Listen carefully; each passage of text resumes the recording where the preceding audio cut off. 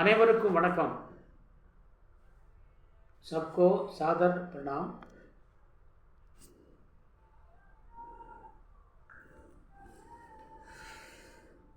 என்றோடும் அன்றாடம் போல இன்றைக்கும் உங்களுக்காக ஒரு பதிவை நான் தர विरुம்புகின்றேன். हमेशा की तरह आज भी आपके लिए एक कार्यक्रम समर्पण करना चाहता हूँ. तो उसके अनुसार कल मैंने आपसे बात की थी और मैंने कहा था कि इस साल से नया सत्र शुरू हो रहा है. उसका नाम है सत्संग. इस सत्संग के अनुसार कुछ नए नए कार्यक्रम आपके लिए तैयार है. मैंने कल कहा था कि आपके लिए जो भी संदेह हो, शक हो, उसका निवारण कर सकते हैं. 8807848261 आपका व्हाट्सएप नंबर है बुलाने का. 8807848261 इस व्हाट्सएप नंबर पर आप मुझे बुलाइए, अपना संदेह दर्ज कीजिए, तो उसको देखकर मैं अगले एपिसोड में आपको आपके संदेह का निवारण करा दूँगा. चाहे आध्यात्मिक चिंतन का हो, दर्शन का हो, या हिंदी व्याकरण का हो, या हिंदी साहित्य का हो, या हिंदी के किसी अन्य विधा का हो, चाहे जो भी हो, उसका निवारण आपको तुरंत मिलता रहेगा. इसलिए आपसे प्रार्थना है कि आप सब्सक्राइब करके सहयोग दें और अपने संदेहों का निवारण प्राप्त कर लें. यही मेरी आपसे सविनय प्रार्थना है. இந்த நிகழ்ச்சியின் மூலமாக தங்களுக்கு ஏற்படுகின்ற அனைத்து விதமான சந்தேகங்கள், அது ஆன்மீகமோ, அரசியல் தவிர்த்து ஆன்மீகமோ, அல்லது வரலாறோ, அல்லது இன்னும் பிற விஷயங்களோ, இலக்கணமோ, ஹிந்தி இலக்கணமோ, ஹிந்தி இலக்கியமோ, தமிழ் இலக்கியமோ, அல்லது ஹிந்தி இலக்கியத்தினுடைய வகைகளோ, இதை பற்றியெல்லாம் தங்களுக்கு ஏற்படுகின்ற சந்தேகங்களை எனக்கு வாட்ஸ்அப்பிலே நீங்கள் பதிவேற்றி அனுப்பினால் அதை பார்த்து நான் தங்களுக்கு உண்டான உரிய நிவாரணத்தை, உரிய பதிலை தருவேன் என்பதை நான் பணிவோடு தெரியப்படுத்திக் கொள்கின்றேன். என்னுடைய வாட்ஸ்அப் எண் 8807848261 8807848261. என் பெயர் சுந்தரராஜன். நான் ஏற்கனவே தங்களை சந்தித்து உரையாடுகின்றேன். மீண்டும் நீங்கள் தொடர்பு கொள்ளலாம். நேற்றுக்கு நான் முதல் பதிவாக குரு வணக்கத்தை பதிவு செய்தேன். குருவின்றி எதுவும் இல்லை என்று சொல்லியிருந்தேன். அதன்படி அதற்கு உதாரணமாக நான் மாதா பிதா குரு தெய்வம் என்ற தமிழ் ஸ்லோகத்தை சொல்லி விளக்கியிருந்தேன். கபிதாசருடைய குரு கோவிந்த் தோவு கடே காக்கே லாகோ பாய் பலிஹாரி குரு ஆப்னே கோவிந்த் தியோ பதாய் என்ற இந்தி குரல் பாவுக்கு விளக்கம் சொல்ல நான் இதை ஓமையாக எடுத்துக்கொண்டிருந்தேன். மாதா பிதா குரு தெய்வம். குருவை பார்த்தோம் நேற்று, இன்று தெய்வத்தை பார்ப்போம். இந்த தெய்வம் எங்கே இருக்கிறது? நாம் தெய்வத்தை தேடி தேடி போகிறோம். ஒவ்வொரு கோவிலாக போகிறோம். நாம் விரும்புகின்ற கோவில்களுக்கும், நம்மை சுற்றிய நண்பர்களெல்லாம் நமக்கு அறிவிக்கின்ற கோவில்களுக்கும் போகிறோம். हम मंदिर मंदिर जाते हैं, कभी काशी जाते हैं, कभी रामेश्वरम जाते हैं, कभी तिरुपति जाते हैं. हम और हमारे संपर्क में आने वाले विश्व हितैषी जो कुछ भी कहते हैं उन तीर्थ स्थानों की यात्रा किया करते हैं।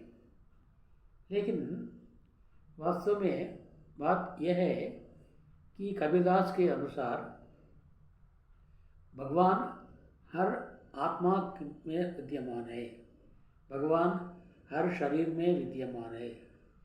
तमिल कोई பாரதியார் ने भी कहा था, எங்கும் காண்டும் சக்தியடா என்பார்। தமிழில் சொல்வார் அது பாரதியார், எங்கும் காண்டும் சக்தியடா। इस प्रकार जहाँ देखो वहाँ भगवान है, ये भी महानों का कथन है। लेकिन हम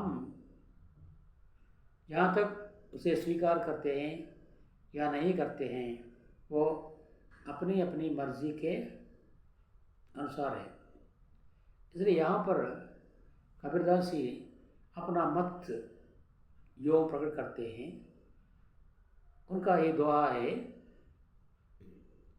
दोहा है, कसूरी कुंडल बसे मृग ढूंढे वन माही, कसूरी कुंडल बसे मृग ढूंढे वन माही, ऐसी गठी गठी राम है दुनिया देखे नाही, ऐसी गठी गठी राम है दुनिया देखे नाही।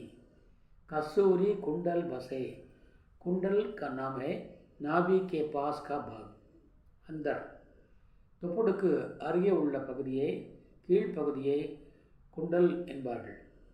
யோகாவிலும் யோகா உண்டு, குண்டலினி யோகா என்று அழைப்பார்கள்। அந்த உயிர் நாடியை குண்டலியாக என்று பார்த்து அதை அப்படியே மேலே உயர்த்தி தலைக்கு மேலே கொண்டு போய் அதை தலை உச்சியில் உள்ள நம்முடைய மண்டையின் ஓட்டின் வழியாக ஆன்மாவை வெளியேறச் செய்வதுதான் குண்டலி யோகா என்று அழைக்கப்படுகிறது। அப்படி அந்த குண்டலி என்பது நம்முடைய ஒவ்வொரு மனிதனுடைய ஒவ்வொரு ஜீவாத்மாவுடைய தொப்புளுக்கு அடியில் இருக்கிறது என்று சொல்லப்படுகிறது। ஞானிகள் அறிந்திருக்கிறார்கள், அதை சொல்லியும் இருக்கிறார்கள்। குண்டலியை மேலே ஏற்றி கீழே இறக்கவும் செய்திருக்கின்றார்கள்। சில பேர் குண்டலினை அப்படியே மேலே ஏற்றி இரவா நிலையை அடைந்தும் இருக்கிறார்கள்। அதைத்தான்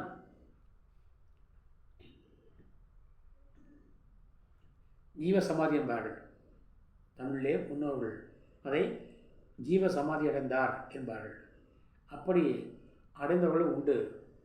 ஆனால் நாங்கள் साधारण मनुष्य आम जनता क्या चाहते हैं, भगवान की खोज में तीर्थ स्थान जाया करते हैं, मंदिर मंदिर जाते हैं, प्रार्थना करते हैं, अर्चना करते हैं, निवेदन करते हैं, प्रार्थना करते हैं, सब कुछ करते रहते हैं। यहाँ पर कबीरदास जी का कथन है, कसूरी कुंडल बसे। मैंने कहा कुंडल कहा, जिस प्रकार हर आदमी के नाभि के पास कुंडलिनी है, कुंडलिनी शक्ति है, उसी प्रकार कस्तूरी या हिरण के अनेक भाग हैं। மானுக்கு பலவை உண்டு, அதிலே ஒரு மானினுடைய பெயர் கஸ்தூரி மான், அதிலே ஒரு மானுடைய பெயர் கஸ்தூரி மான்। அந்த கஸ்தூரி மானுடைய தொப்புளுக்கு அருகிலே உள்ள ஒரு பையில் கஸ்தூரி என்ற ஒரு பொருள் உருவாகிறது, தானாக உருவாகிறது। அது மனம் வீசும் மனமான பொருள், அது விலை உயர்ந்த பொருள்। அது பிறந்த குழந்தைகளுக்கு பிறந்த உடனே அதை ஊட்டுவார்கள்। அதை ஊட்டினால் குழந்தைகளுக்கு சளி பிடிக்காது, கவனம் கட்டாது என்று சொல்வார்கள்। அப்படி அந்த கஸ்தூரியானது குழந்தைகளுக்கு சிறந்த ஒரு உணவாக மருந்தாக பயன்படுகிறது। அந்த கஸ்தூரி மானுடைய தொப்புள் இருக்கிறது, தொப்புளுக்கு அடியிலே ஒரு பை இருக்கும், அந்த பைக்குள்ளே அந்த கஸ்தூரி இருக்கும்। அது தானாக வெளிப்படும்।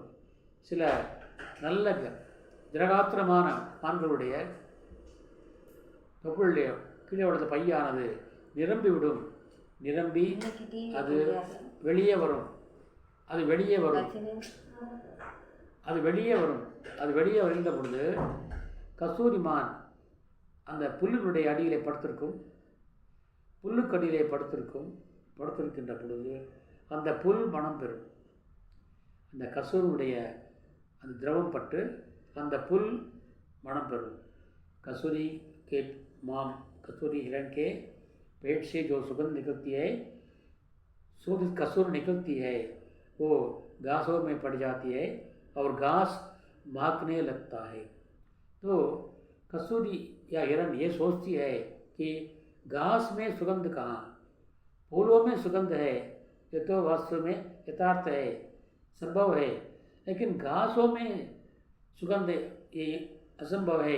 इसलिए सुगंधित घास कहाँ है, तो इसकी खोज में वो घूमती फिरती है, लेकिन उसे ये नहीं मालूम कि सुगंध अपने शरीर से निकलता है, सुगंध अपनी नाभि से निकलता है। ये कस्तूरिया हिरण को मालूम नहीं है। கஸ்தூரி மானுக்கு தன் உடம்புக்குள்ளே இருக்கிறது இதுதான் வாசனை என்பது அது அறியாது. அது மனமுள்ள புல் எங்கே என்று தேடிக்கொண்டே இருக்கிறது. அதற்கு தன்னுடன் தான் வருகிறது என்பது அவருக்கு தெரியாது. அதுபோலத்தான் ஒவ்வொரு ஆன்மாவிலும் ஒவ்வொரு உடம்பிலும் பகவான் இருக்கிறார், கடவுள் இருக்கிறார். ஆனால் அதை அறியாது நாங்கள் கோயில் கோயிலாக சென்று கொண்டிருக்கிறோம். भगवान हर शरीर में विद्यमान है, ये हम नहीं जानते हैं। इस प्रकार कस्तूरिया हिरण अपने कस्तूरी और सुगंध को नहीं जानती है, उसी प्रकार हम भी अपने शरीर में भगवान हैं, इसको नहीं जानते हुए तीर्थस्थान मंदिर मंदिर मंदिर मंदिर घूमा करते हैं। इसलिए यहाँ पर कबीरदास का कथन है कि हम भगवान को अपने अंदर ढूंढें। कस्तूरी कुंडली बसे, कस्तूरी उस हिरण की नाभि के पास कुंडली जो है उसमें बसता है, उसमें होता है। लेकिन मृग ढूंढे वन माही, मृग वो हिरण कस्तूरिया हिरण वन माही वन में जंगल में காட்டில் தேடுகிறது. மிருக டூண்டை வன்மாகி, மான் காட்டுக்குள்ளே போய் தேடுகிறது எங்கே மனம் வருகிறது என்று. ஐசி கட்டி கட்டி ராம் ஹே, இப்படியாக ஒவ்வொரு மனிதனுடைய உடம்பிலும் கடவுள் இருக்கிறார், ஆனால் மனிதன் அதை அறிய மாட்டாமல் இருக்கிறான். ஐசி கட்டி கட்டி ராம் ஹே துனியா தேக்கை நாகி, உலகம் அதை பார்க்காமல் அலைகிறது, இறைவரை தேடி அலைகின்றார். கவிரசர் பாடுவார், கருணை மறந்தே வாழ்கின்றார், கடவுளை தேடி அலைகின்றார். இது பாடுவார் தமிழிலே. கவிரசர் பாடுவார், கருணை மறந்தே வாழ்கின்றார், கடவுளை தேடி அலைகின்றார். ஆக கருணை தான் கடவுள் என்று இங்கே அவர் சுட்டி காட்டுகிறார். அதே போல இன்னொரு இடத்திலே கவியரசர் பாடுகிறார், இருக்கும் இடத்தை விட்டு இல்லாத இடம் தேடி எங்கெங்கோ அலைகின்றார் ஞானத்தங்கமே, அவர் ஏதும் அறியாரடி ஞானத்தங்கமே. இருக்கும் இடத்தை விட்டு இல்லாத இடம் தேடி எங்கெங்கோ அலைகின்றார் ஞானத்தங்கமே, அவர் ஏதும் அறியாரடி ஞானத்தங்கமே. இதே போல தமிழிலே மற்றொரு கவிஞர், அவரை வாலிப கவிஞர் வாலி என்று இருப்பார்கள், அவரும் எழுதுகிறார், அவரும் பாடுகிறார். பல நூல் படித்து நீ அறியும் கல்வி, பிறர் நலம் விரும்பி நீ வழங்கும் செல்வம். தானம். பல நூல் படித்து நீ அறியும் கல்வி, பிறர் நலம் விரும்பி நீ வழங்கும் செல்வம், பிறர் உயர்வினிலே உனக்கு இருக்கும் இன்பம், பிறர் உயர்வினிலே உனக்கு இருக்கும் இன்பம், இவை அனைத்திலுமே இருப்பதுதான் தெய்வம், இவை அனைத்திலுமே இருப்பதுதான் தெய்வம். பாசமுள்ள பார்வையிலே கடவுள் வாழ்கிறார், அவர் கருணையுள்ள நெஞ்சினிலே கோவில் கொள்கிறார்.